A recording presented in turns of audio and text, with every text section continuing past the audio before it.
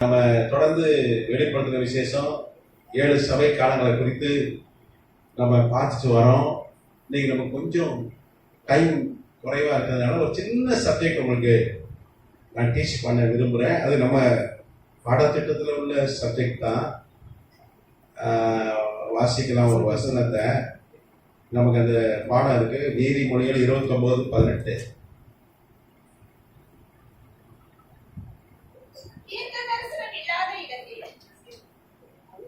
வாசிங்க.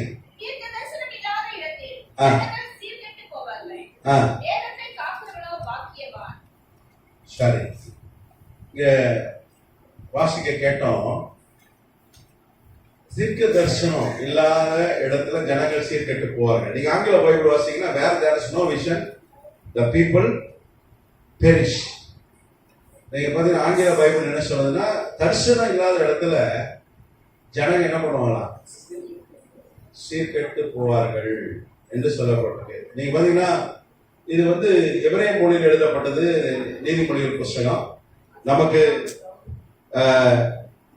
தமிழ் மொழிபெயர்ப்பு தீர்க்க தரிசனம் சொல்லப்பட்டிருக்க வார்த்தை பாத்தீங்கன்னா, எபிரேய பைபிள் என்ன போட்டிருக்குன்னா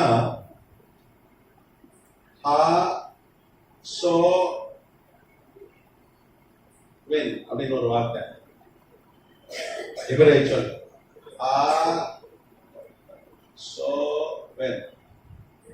இது எபிரேய அப்படின்னா என்ன அர்த்தம்? தரிசனம். என்னது தரிசனம், விஷன். தரிசனம் இல்லைன்னா என்ன ஆகும்? தரிசனம் இல்லைன்னா ஒரு மனிதன் என்ன ஆயிடுவானா, சீர்கெட்டு போய்விடுவான், ஜெயிக்க மாட்டான் என்று வேதம் சொல்லுது. கத்தநாமத்துக்கு சொல்றப்ப எல்லாருக்குமே ஒரு தரிசனம் இருக்கு. தரிசனம் இல்லாம யாருமே இங்க நம்ம பிறக்கல. ஏதோ ஏன்னா ஆண்டவர் நம்மளை படைச்சு ஏதோ அம்மா அப்பா கல்யாணம் பண்ணாங்க, ஏதோ நம்மளாம் பிறந்தோம், அப்படி அல்ல. ஏன்னா வேதம் சொல்லுது, ஆண்டவர் நம்ம ஒவ்வொருவரையும் தனித்துவமாய் உண்டாக்கி இருக்கிறார். அப்படிதானே? நம்மளுடைய கைரேகை யாருடைய கைரேகையோடு பொருந்துவதில்லை. அதனால ஆதாரில் கைரேகை வைக்க சொல்றான். இந்தியாவில் 140 கோடி பேருக்கு மேல இருக்காங்க. ஒருத்தருடைய கைரேகை இன்னொரு கைரேகையோட மேட்ச் ஆகாது. கருவிலியும் அப்படிதான், யாருடைய கருவிலியும் யாரோடையும் மேட்ச் ஆகாது. உலகத்துல 800 கோடி 800 crores ஜனங்க இருந்தாலும் கூட யாருடைய கருவிலையும் யாரோடு ஒப்பிடவே முடியாது, மேட்ச் ஆகாது. பாருங்க, ஆண்டவர் நம்மை விசேஷமாக, ஆச்சரியமாக, பிரம்மாண்டமாக, அற்புதமாய் உண்டாக்கி இருக்கிறார். எல்லாருக்குள்ளே ஒரு தரிசனம் இருக்கு. ஏதோ ஒரு காரணத்தோட தான் இந்த பூமிக்கு வந்திருக்கிறோம். காரணம் இல்லாமல் நம்ம யாரும் பிறக்கவில்லை என்று வேதம் சொல்லுது. ஏன்னா தாய் கருவில் இருக்கும் போதே நம்ம கர்த்தர் பேர் சொல்லி அழைச்சிட்டார். இந்த உலகம் உண்டாகிறதுக்கு முன்னாடியே கர்த்தர் நம்ம என்ன பண்ணியிருக்கிறார், பேர் சொல்லி அழைத்திருக்கிறார் என்று வேதம் சொல்லுது. அப்ப எல்லாருக்குள்ளேயும் ஒரு நோக்கம் இருக்கிறது, ஒரு தரிசனம் இருக்கிறது. தரிசனம் இல்லாம இந்த உலகத்துல யாருமே இல்லை. இந்த வசனம் என்ன சொல்லுதுன்னா, ஒருத்தன் தரிசனத்தை மறந்துட்டானா அவன் என்ன ஆயிடுவான், சீர்கெட்டு போய்விடுவான். தரிசனத்தை மறந்துட்டான். வாசிக்கலாம். இந்த பாடத்திட்டத்தின் தலைப்பு தரிசனம்.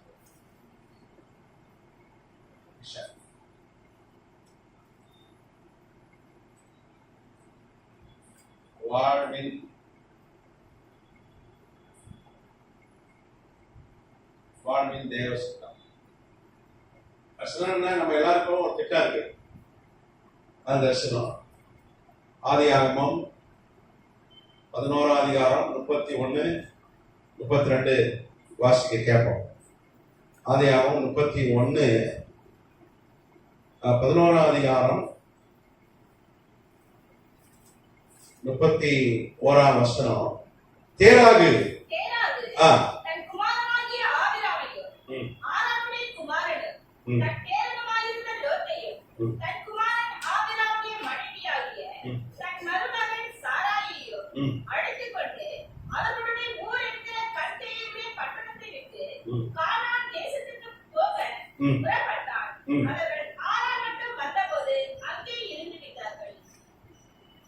இங்கே ஒரு மனிதனை குறித்து சொல்லப்பட்டிருக்கிறது. கானான் டு அவன் எங்க போயிட்டான், ஊர் டு கானான். ஊர் என்கிற பட்டணத்தை சார்ந்தவன் இந்த தேரா. ஊர் இங்கிலீஷ்ல பாத்தீங்கன்னா ஊர். டு கானான்.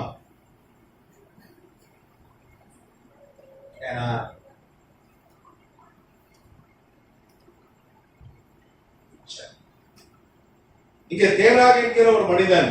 இந்த தேராக யார் என்று சொல்லப்பட்டிருக்கிறது? அவருடைய தந்தை. அவருடைய அப்பா பேர் என்னது? தேராக. அவன் எங்க குடியிருக்கிறான்? ஊர்ல குடியிருக்கிறான். அவனுக்கு ஆண்டவர் ஒரு தரிசனம் கொடுக்கிறார். அவன் எங்க போக சொல்றார்? அவன் கானானுக்கு போக சொல்றார். ஊர்ல இருந்து கானான் போக சொல்றார். ஆனா அவன் என்ன பண்றான்? 31 வசனம் வாசிச்சோம். அவர்கள் ஆரான் மட்டும் வந்துட்டு அங்கேயே என்ன பண்ணிட்டான்? தங்கிட்டான். அவன் கானானுக்கு போகவே இல்லை. எது எங்க வரைக்கும் போனா? ஆரான். இங்கிலீஷ்ல ஹாரான். ஹாரான் வரைக்கும் போயிட்டு அங்க தங்கிட்டான். அதுக்கப்புறம் அவன் வந்து கானானுக்கு போகல, அங்கேயே மறிச்சிட்டான். அப்ப அவன் தரிசனம் நிறைவேறிச்சா? இல்ல, பாதியோட நின்றுச்சு. அதனாலதான் வேதம் சொல்லுது, தரிசனத்தை நீ மறந்துட்டீங்கன்னா உன் வாழ்க்கை ஆசீர்வாதமா இருக்காது என்று வேதம் சொல்லுது. கர்த்தர் நாமத்துக்கு ஸ்தோத்திரம். நீங்க பாத்தீங்கன்னா இந்த ஊர் என்கிற பட்டணம், இது பாத்தீங்கன்னா மெசபொட்டோமியா நாகரிகம் நம்ம ஸ்கூல் புக்ல எல்லாம் படிச்சிருப்போம். மெசபொட்டோமியா.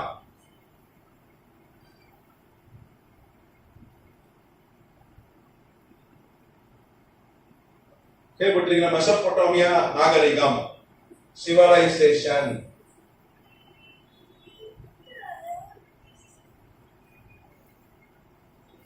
நாகரிகம் கேள்விப்பட்டு படிச்சிருக்கீங்களா? இந்த உலகத்தின் முதல் நாகரிகம் ஏறக்குறைய இன்னிலிருந்து ஒரு 6000 ஆண்டுகள் முன்பாக தொடங்கின நாகரிகம்.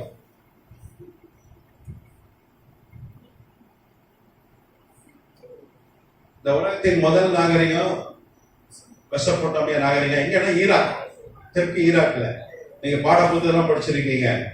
நீங்க பாத்தீங்கன்னா இன்னைக்கும் அந்த நாகரிகத்தை குறித்ததான ஆதாரங்கள் 1,30,000 கல்வெட்டுகள் இருக்கு.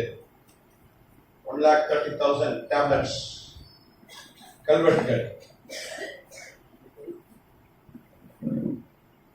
அதெல்லாம் எங்க தெரியுமா இருக்கு? பிரிட்டிஷ் மியூசியம்,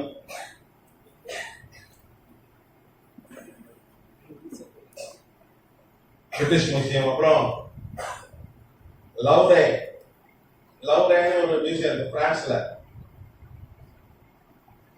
மியூசியம் இது வந்து பிரிட்டிஷ் மியூசியம் வந்து இங்கிலாந்து.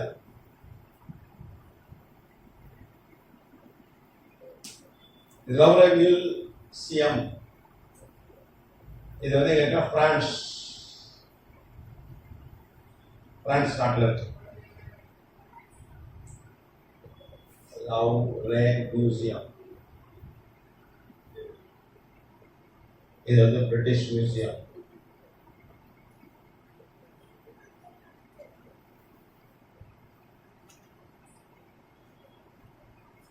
இங்கிலாந்து, யூகே.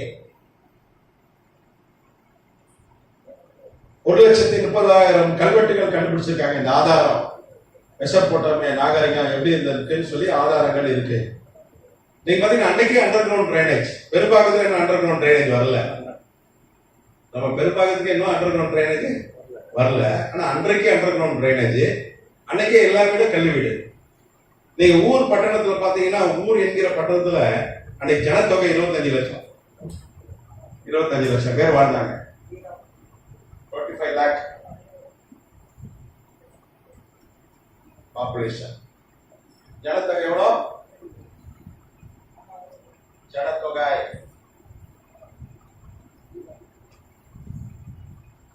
25 லட்சம்.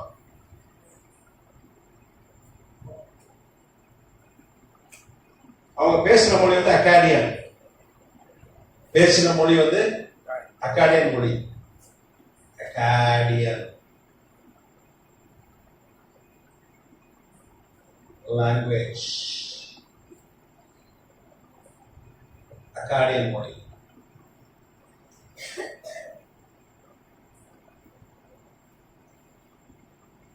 நீங்க பாத்தீங்கன்னா அந்த காலத்துல அந்த நாகரிகத்துல எல்லா வீடும் பில்டிங் தான். கூரை வீடு, ஓலை வீடு, எதுவுமே ஓடு வீடு கிடையாது. இப்போ ஒரு 70 வருஷத்துக்கு முன்னாடி ஒருத்தன் பில்டிங் வீடு கட்டிட்டாலே அவனை என்ன சொல்லுவாங்க? கல்வீட்டுக்காரன், பணக்காரன் அப்படிதான் சொல்லுவாங்க. இப்போவே நான் சென்னை வாசி, பிறந்தது சென்னையில இருக்கேன். எனக்கு தெரிஞ்சு ஓலை வீடு, ஓடு வீடு தான். ஏதோ 1-2 வீடு தான் கல்வி வீடு இருக்கும். இந்த கல்வீட்டுக்காரன் நாங்க அப்படியே பெருசா பார்ப்பாங்க. ஒரு 70 வருஷத்துக்கு முன்னாடி கிராமத்துல ஒருத்தன் வீடு கட்டா அவன் பெரிய பணக்காரன், கல்வெட்டுக்காரன் சொல்லுவாங்க. ஆனா இன்னையில இருந்து ஏறக்குறைய 4000 ஆண்டுகளுக்கு முன்பாகவே, 4500 ஆண்டுகளுக்கு முன்பாகவே இந்த நாகரிகம் இருந்தது. ஒரு 4000 ஆண்டுகளுக்கு முன்பாக இந்த நாகரிகம் பாத்தீங்கன்னா எல்லாரும் கல்வீடு, எல்லாம் படித்தவர்கள். அன்னைக்கு எழுத்தறிவு இருந்தது. அவங்க சுமேரிய மொழியை கற்றிருந்தார்கள். என்ன மொழி? அக்காடியன் மொழியை கற்றிருந்தார்கள். அதுல நல்லா எழுத படிக்க தெரிஞ்சவங்களா இருந்தாங்க. இன்னைக்கே நம்ம இந்தியாவில எல்லாரும் எழுத படிக்க தெரிஞ்சவங்க இருக்காங்களா? இல்ல. நிறைய பேருக்கு எழுத படிக்க தெரியாதவங்க இருக்காங்க. அப்படிதானே? எழுத படிக்க தெரிஞ்சவங்க அதிகம் பேர் இருக்கிறாங்களா? எழுத படிக்க தெரியாத அதிகம் பேர் இருக்காங்கன்னா, எழுத படிக்க தெரியாதவங்க அதிகம் பேர் இருக்காங்க. எழுத படிக்க தெரிஞ்ச கொஞ்சம் பேர் தான் இருக்காங்க. அப்போ அந்த 25 லட்சம் பேர் அங்க ரிசர்வ் பண்ண எல்லாருக்கும் எழுத படிக்க தெரியும். அந்த ஊரை அங்க கப்பல் கட்டுற தொழில் நிறுவனம் இருந்தது. பெரிய ஒரு நவநாகரிக பட்டணமா இருந்தது. இன்னைக்கு உதாரணத்துக்கு எதை சொல்லலாம்? அமெரிக்காவில் இருக்க நியூயார்க்க சொல்லலாம். இன்னைக்கு உலகத்திலே நவநாகரிகமான பட்டணம் எது தெரியுமா? எல்லாரும் உலகத்தால் போக விரும்புற பட்டணம் என்னது? New York, America. நியூயார்க் போறியா, பரலோகம் போறியானா? ஐயோ பரலோகம்லாம் வேண்டாம், நான் நியூயார்க் போறேன்னு சொல்றேன். கரெக்டா? நவநாகரிகம், கல்வி, பெரிய அறிவு எல்லாம் பெருத்த நகரம் வந்து நியூயார்க். இன்னைக்கு நியூயார்க் நகரம் தான் பெருசு உலகத்துல. அதே மாதிரிதான் அந்த ஊர் அன்றைக்கு, அந்த காலத்துல ஊர், பட்டணம், ஊர் என்கிற பகுதி ரொம்ப ஒரு நவநாகரிக ஒரு நியூயார்க் மாதிரி. அன்னைக்கு நியூயார்க் மாதிரி கத்தராமத்துக்கு சோதரர் அந்த பட்டணத்துல தான் தேராக இருந்தா கத்தர் என்ன பண்ணார்? அவனை நீ கானானுக்கு போன்னு சொன்னார். அவனுடைய ஆண்டோடைய தரிசனம் என்ன? கானானுக்கு போ. நீ கானானுக்கு போனீங்கன்னா அவனை ஆசீர்வதிப்பேன்னு சொன்ன. நீ இங்க இருந்தீங்கன்னா கூட, நீ அங்க போனீங்கன்னா நான் என்ன பண்ண போனேன்? உன்னை ஆசீர்வதிப்பேன்னு சொன்னாரு. உடனே அவன் என்ன பண்ணான்? வேதம் சொல்லுது, அவன் புறப்பட்டு போயிட்டான். அவன் போகும்போது யாரெல்லாம் கூப்பிட்டு போனா? ஆரானுடைய குமாரன் தன் லோத்து, ஆரானுடைய குமாரன், தேராவுடைய மகன் பேரு ஆரானு, அவன் வைத்து பேரன் லோத்து, அப்புறம் ஆபிரகாம் தன்னுடைய குமாரன் ஆபிரகாம், அவன் மனைவி சாரா, இவளெல்லாம் கூப்பிட்டு போயிட்டான். புறப்பட்டு போயிட்டான், கிளம்பி போயிட்டான். எல்லாம் கிளம்பி போனாங்க. நீங்க பாத்தீங்கன்னா போகும்போது அவன் அங்கே வைத்திருந்த ஆடு, மாடு, ஒட்டகம், தங்கம், வெள்ளிலாம் எடுத்துட்டு போனான்னு சொல்லி வேதம் சொல்லுது. நீங்க பாத்தீங்கன்னா ஆதியாகமம் 17ஆம் அதிகாரத்துல ஆண்டவர் சொல்றாரு ஆபிரகாம் பார்த்து, ஆதியாகமம் 17:13, உன் வீட்டிலே பிறந்த பிள்ளையும் உன் பணத்திற்கு கொல்லப்பட்டவனும் விருத்த சேதனம் பண்ணப்பட வேண்டியது அவசியம். இப்படி என் உடன்படிக்கை உங்கள் மாம்சத்துல நித்திய உடன்படிக்கை இருக்கிறது. இங்க ஆண்டவர் பணத்தை பத்தி பேசுறாரு. பைபிள்ல முதல் பணத்தை பத்தி பேசப்பட்ட வசனம் எதுனா ஆதியாகமம் 17:3. அப்போ வேதம் சொல்லுது, அவன் என்ன பணம் வச்சிருந்தானா? சேக்கல் என்கிற பணத்தை வைத்திருந்தான். சேக்கல். நீங்க பாத்தீங்கன்னா சாராள் வந்து மரிச்சிட்டா 127 வயசுல. நீங்க பாத்தீங்கன்னா ஆதியாகமம் 23ஆம் அதிகாரம் நீங்க பாத்தீங்கன்னா 15ஆம் வசனம், ஆதியாகமம் 23:15, 23.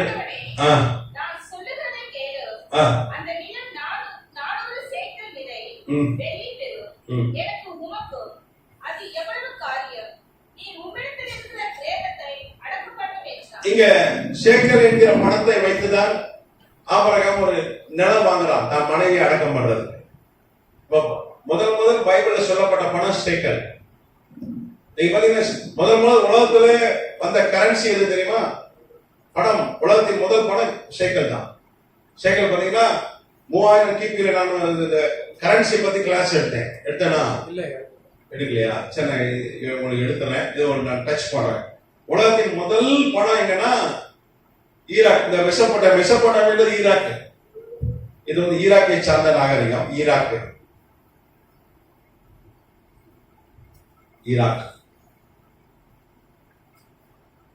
அப்போ இந்த மெசப்போட்டாமியா நாகரிகத்துல தான் கிபி 3000 கிமு பிசில தான் முதல் பணம். இதுதான் முதல் பணம். இங்கிலீஷ்ல கரன்சி.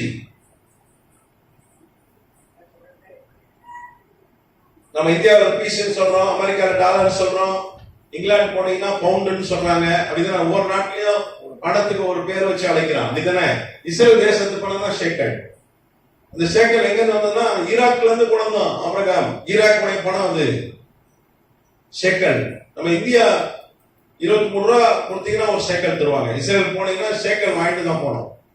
இஸ்ரேல் யாரெல்லாம் போறீங்களோ நீங்க ஷேக்கல் வாங்கிட்டு தான் நீங்க போனோம். அப்படிதானே? போறீங்களா இல்லையா? போனோம். பாஸ்போர்ட் வாங்க முதல்.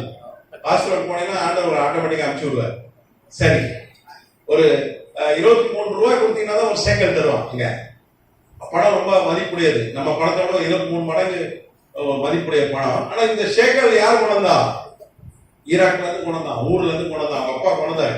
பெரிய பணக்காரன் தேராக்கு. தேரா பெரிய பணக்காரன்.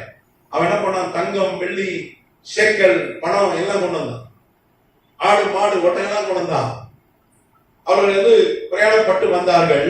கர்த்தநாமத்துக்கு ஸ்தோத்திரம். அவங்களுக்கு பாத்தீங்கன்னா ஊர் பட்டணத்துல ஊர் என்கிற தேசத்துல தேராவுக்கு பெரிய வீடு எல்லாம் இருந்தது. நீங்க பாத்தீங்கன்னா 2013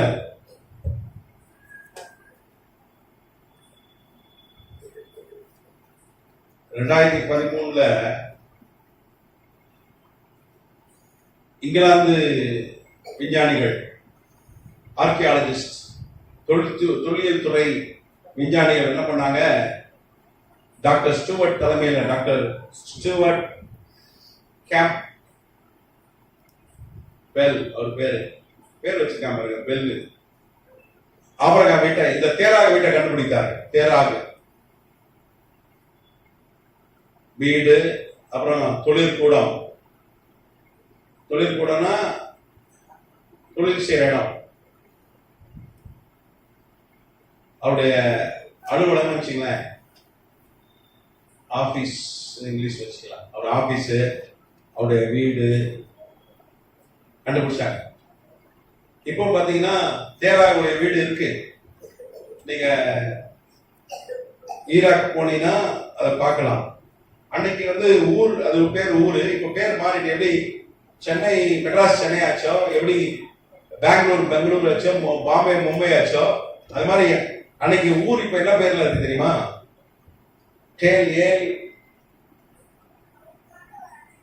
டேல் முக்காயா.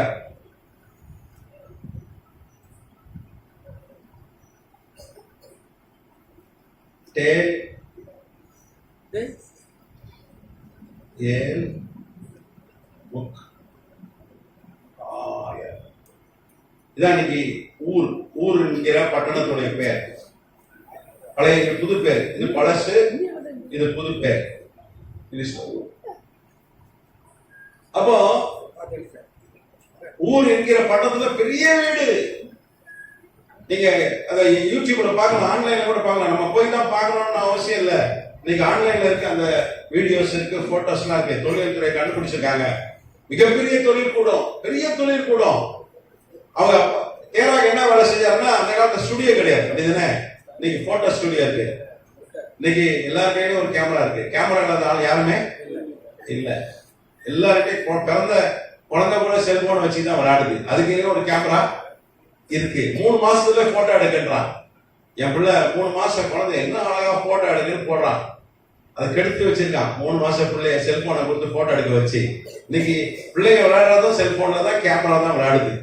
ஆனா அந்த காலத்துல எதுங்க கேமரா? நான்லாம் வந்து ஒரு 30 வயசா இருக்கும்போது அந்த காலத்துல எல்லாம் ஒரு கையில ஒரு கேமரா இருந்தாலே பெரிய ஆளுப்போம். அது பிலிம் போட்டு இப்படி கையில தள்ளி தள்ளி அடிப்போம் போட்டோ. ஒரு கேமரா வச்சுட்டா அவன் பெரிய ஆளு, பெரிய பணக்காரன் கேமரா வச்சிருக்கான்னு நினைக்கிறேன். இன்னைக்கு அந்த காலத்துல அது வந்து இருட்டு ரூம்ல வச்சு கழுவான், அதை பிரிண்ட் போடணும். அன்னைக்கு ரொம்ப காஸ்ட்லி. ஒரு கேமரா மெயின்டைன் பண்றது ரொம்ப காஸ்ட்லி. ஒரு போட்டோ எடுத்தானா அதை பிரிண்ட் போட்டு அதை வாங்குறதுக்குள்ள பெரிய செலவாயிடும். அன்னைக்கு ஸ்டுடியோலாம் கிடையாது. எனக்கு தெரிஞ்சு அன்னைக்கு செலதான் வடிப்பான், இல்ல பார்த்து வரைவான் படம். இவர் தொழில் கூட அப்படின்னா இவங்க வந்து வரைவார்கள், ஆட்களை வரைவார்கள். அப்புறம் என்ன பண்ணுவாங்க, அந்த ஆள் மாதிரி அப்படியே சில செஞ்சிருவாங்க. அந்த மாதிரி ஒரு வேலை செஞ்சவங்க தேராக பெரிய பணக்காரன், நிறைய காசு சம்பாதிச்சான். விக்கிரகத்துக்கு சிலை செஞ்சான். கர்த்தர் அவங்களுக்கு தேராக தரிசனமாகி நான் தான் உண்மை உள்ள தேவன் அப்படின்னு சொல்லி அவனை வெளிப்படுத்தி அவனை ஆண்டவரை ஏற்றுக்கொண்டு அதுக்கப்புறம் தான் அவன் என்ன பண்ணான், புறப்பட்டு வாரான். கர்த்தராமத்துக்கு சோத்திரம். ஏறக்குறைய 1400 கிலோமீட்டர் கிளம்பி வந்துட்டான். இது இப்ப போட்டோ எடுத்துட்டீங்களா? இந்த ஒரு சப்ஜெக்ட் வந்து இன்னொரு 5 நிமிஷத்துல முடிச்சிடறேன். கொஞ்சம் உனக்கு நான் 10 ஸ்டார் போட்டுறேன், சரியா? அதிக ஸ்டார் உனக்கு தான். அவன் அதுக்கு ஸ்டார் வாங்கிடலாம் வாரம். சரி,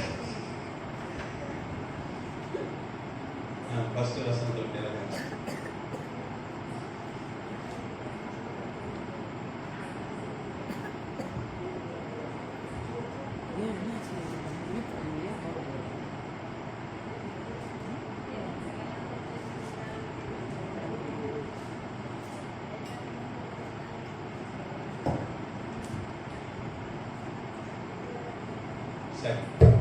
இங்க வேதம் சொல்லுது, அவன் ஆரான் வரைக்கும் வந்தான். ஆரான் எங்க இருக்குன்னா துருக்கியில இருக்கிற ஒரு பட்டணம், டர்க்கி. இன்னைக்கு டர்க்கின்னு ஒரு நாடு இருக்குல்ல, துருக்கி, அதுல இருக்க பட்டணம். அவன் ஈராக்ல இருந்து ஊர்ல இருந்து ஆரான் வரைக்கும் வந்தான். இன்னைக்கு இது பாத்தீங்கன்னா சாண்ட்லி உர்ஸ்பா அப்படின்னு ஒரு ஊர். இது பேர் இப்போ இன்றைக்கு இது பழைய பேர் ஆரானு. இது இப்போ வந்து புது பேர் வந்து சாண்ட்லி உர்ஃபா. இங்கிலீஷ்ல எழுதுறேன். சாண்ட்லி உர்ஃபா. இது எங்க இருக்குன்னா துருக்கி தேசம். துருக்கி யூரோப்ல இருக்கிற ஒரு நாடு துருக்கி.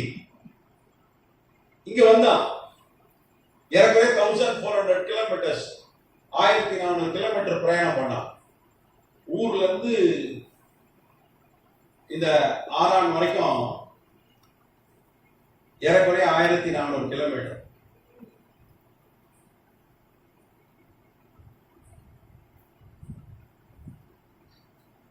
பிரயாணம் பண்ணி வந்தான்.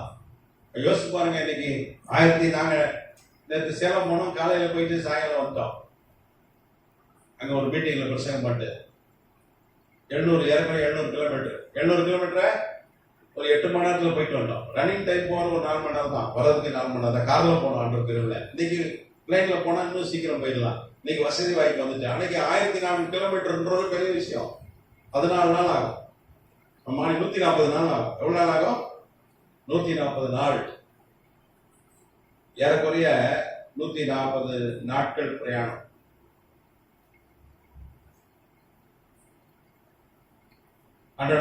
days.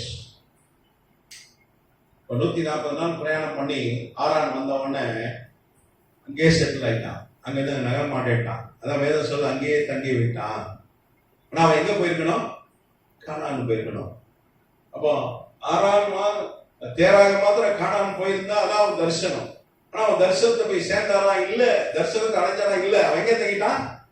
ஆரான்ல தங்கிட்டான். ஏன் தங்கிட்டான்னா வேதம் சொல்லுது, ஆதியாகமம் 12:5, ஆதியாகமம் 12ஆம் அதிகாரம் 5ஆம் வசனம். இங்க ஆபிரகாம் தன் மனைவியாகிய சாராயும் தன் சகோதரனுடைய குமாரனாகிய லோத்தையும் தாங்கள் சம்பாதித்திருந்த தங்கள் சம்பத் எல்லாவற்றையும் நலம் ஆரானிலே சவதரித்த, நீங்க திருப்பி படிங்க, ஆரானிலே சவதரித்த ஜனங்களையும் கூட்டிக் கொண்டு அப்புறம் கானானு போக புறப்பட்டான் ஆபிரகாம். ஆரான்ல கொஞ்சம் சொத்து சேர்ந்து போச்சு. ஏற்கனவே சொத்து ஊர்ல நிறைய இருந்தது. ஊர் என்கிற பட்டணத்தை விட்டு வரும்போது நிறைய சொத்து, பணம், சேக்கள், தங்கம், ஆடு, மாடு, ஒட்டகம் இருந்தது. இப்ப ஆரானுக்கு வந்தாங்களா, அங்க ஒரு டெம்பரரியா ஸ்டே பண்ணலாம் பார்த்தா அங்க செம்ம ஜாக்பாட், அவங்களுக்கு வருமானம் நிறைய வந்துச்சு. அப்புறம் பார்த்தாரு தேராகு, கானான் போயிருந்தா இன்னும் ஆசீர்வதிச்சிருப்பார் ஆண்டவர், இன்னும் இதிலும் பெரிதானவர்களை காண்பாய் அப்படின்னு சொல்லி வேதம் சொல்லுங்க, இன்னும் பெரிய ஆசீர்வாதங்களை பெற்றிருப்பார். ஆனா இவர் இதுல என்ன பண்ணிட்டாரு, இந்த ஆசீர்வாதம் இங்கே கொஞ்சம் கம்ஃபர்ட் ஜோனா இருக்கு, இங்கே தங்கிடுவோம்னு இங்கே தங்கிட்டார். கொஞ்சம் வசதி வாய்ப்பு வந்துச்சு, கொஞ்சம் வந்துச்சு.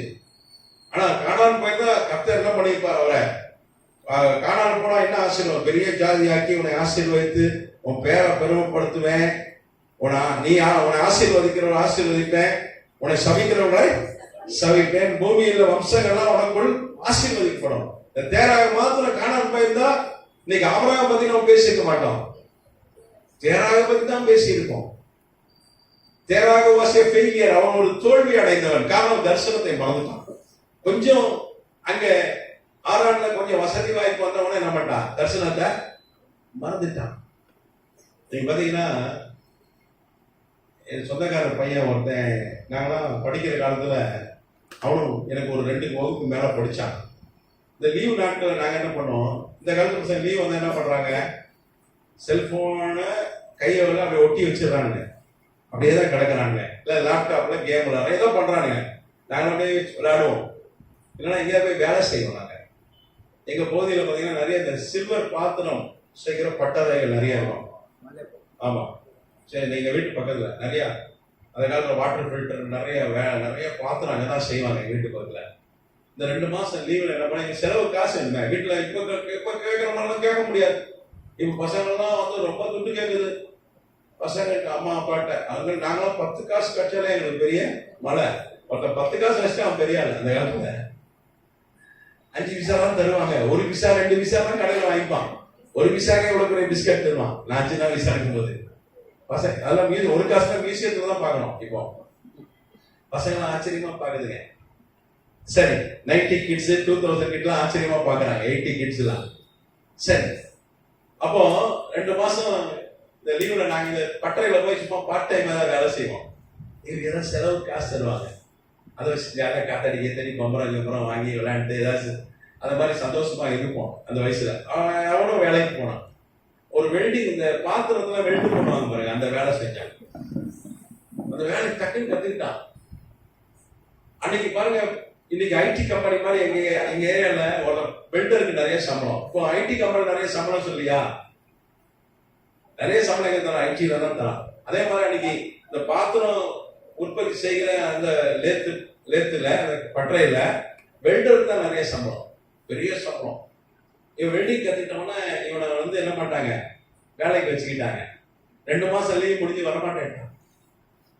சார் என்னைக்கோ படிச்சு முடிச்சு என்னைக்கா சம்பாதிக்கிறது, நான் எங்க கை நிறைய சம்பாதிக்கிறேன் விட்டான். நாங்களும் என்ன பண்ணோம், எங்க அம்மா நானும் பார்த்தேன், நம்மளும் இவங்க மாதிரி போயிடலாம் நினைச்சேன். எங்க அம்மா மண்டையில நங்கு போட்டி ஸ்கூல் கூட்டு போயிட்டாங்க. அன்னைக்கு அம்மா அடிச்சதுனால தான் படிச்சோம். கருது பருப்பு மத்து, நான் அடி வாங்கினதெல்லாம் பருப்பு மத்து, தொடப்பம் எல்லாத்தையும் அடிப்பாங்க. கையில கிடைக்க விரல் கட்ட. அன்னைக்கு அம்மா அப்பா அடிச்சதுனால நீங்க நல்லா கிடைக்கும். அம்மா அப்பா பசங்களை அடிக்க முடியுமா? முடியாது. அப்பா அம்மாலாம் கண்டு இன்னைக்கு பிள்ளைகளை கண்டு பயறாங்க. கரெக்டானே? அப்படிதானம்மா? உன்னை கண்டு எல்லாம் பயறாங்களாமா? நீ ஒரு அழுகு அழுதுன்னா எல்லாம் கலையிடுறாங்க. சரி,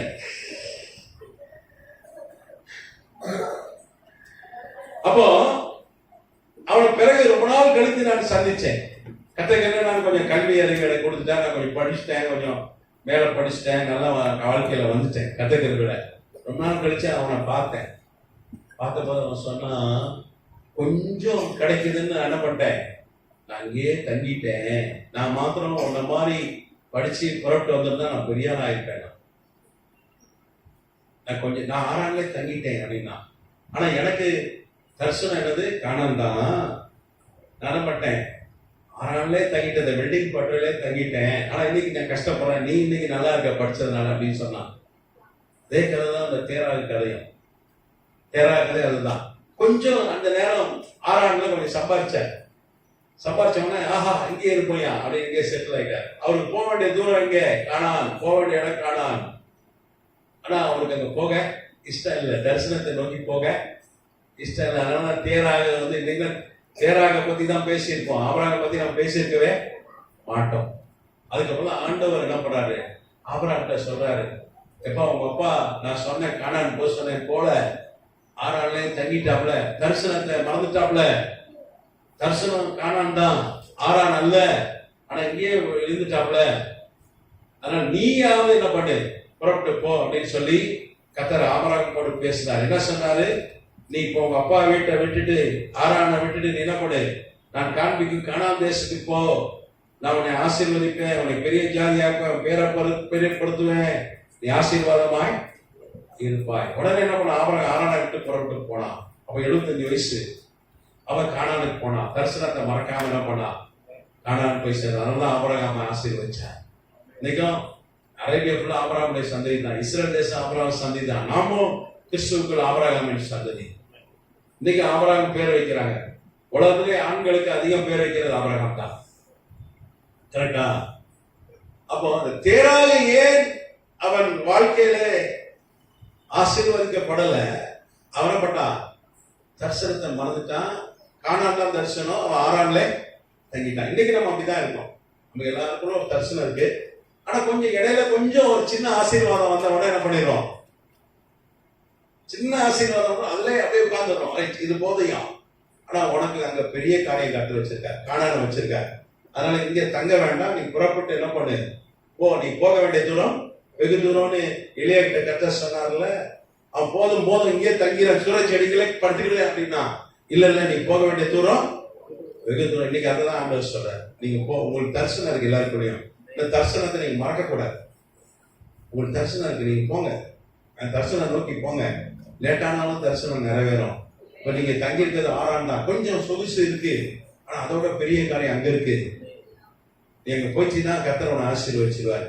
நீ ஆசீர்வாதமா இருப்ப, உன் பேரை பெருமைப்படுத்திடுவார். சரியா? டைம் ஆயிடுச்சு, நான் முடிச்சுக்கிறேன். 9:1. இன்னைக்கு இந்த தரிசனத்தை நம்ம அடுத்த வகுப்புல தொடரலாம். கர்த்தர் உங்களை ஆசீர்வாதம். இன்னும் நிறைய நமக்கு படிக்க வேண்டியது இருக்கு, படிக்கலாம். God bless you.